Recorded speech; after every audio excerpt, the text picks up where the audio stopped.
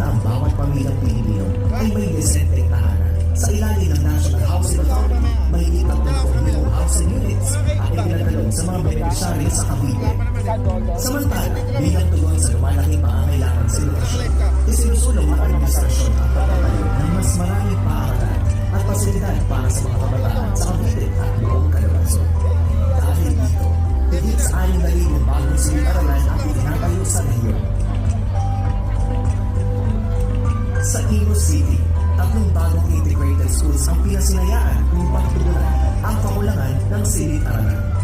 Sa Bacoor City, sinimulan na ang pagtatayo ng Bacoor City Science and Technology High School sa 12 palapag na gusali na may 60 silid-aralan, laboratories, computer centers at library upang mapabilis ang biyahe at mapaunlad ang ekonomiya ng probinsya. Isa sa pinakamalaking proyekto ay ang LRT-1 Cavite Extension, ang kauna-unahang railway project na nais katuparan sa ilalim ng kasalukuyang administrasyon.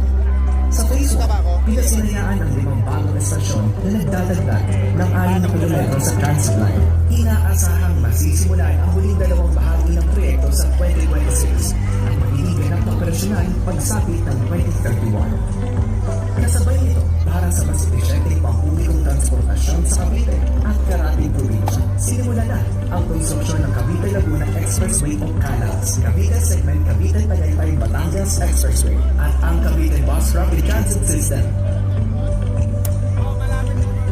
Patuloy din ang konstruksyon ng Bataan Cavite Interlink Bridge na may habang 32 kilometro mula sa kasalukuyang may 5 oras na biyahe. Bababa sa 40 minuto na lamang ang travel time sa pagitan ng Cavite at Bataan. Layo nitong palakasin ang kalakalan, pasiglahin ng turismo at paunlarin ang ekonomiya hindi lamang ng 2 lalawigan, kundi pati na rin ng mga karating buo.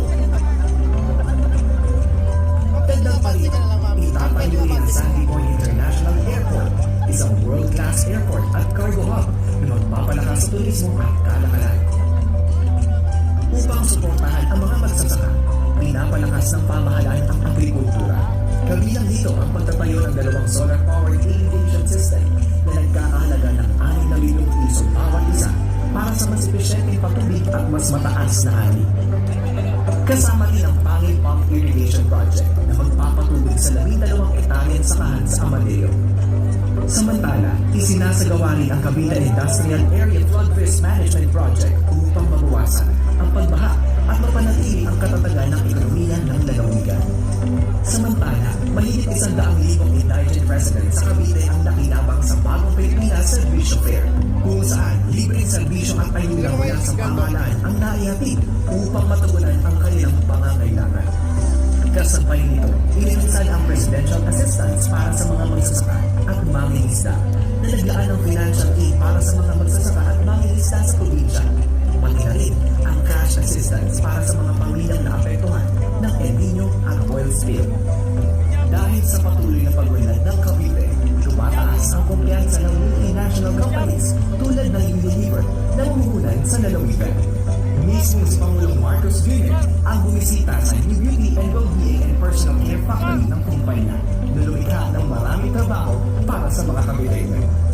Mula sa pabahay, transportasyon, agrikultura, edukasyon at infrastruktura, ang mga programang ito ay patunay ng matatag na pangako ng bagong Pilipinas. Napakalayo na ng narating ng Cavite sa bagong Pilipinas at sa pagsasaling puwersa ng alyansa ay sigurado tayong mas malayo pa ang pwede nating marating. Kaya mga Caviteño, handa na ba kayo? Mag-ingay para kay Andrew! Grabe ka tayo!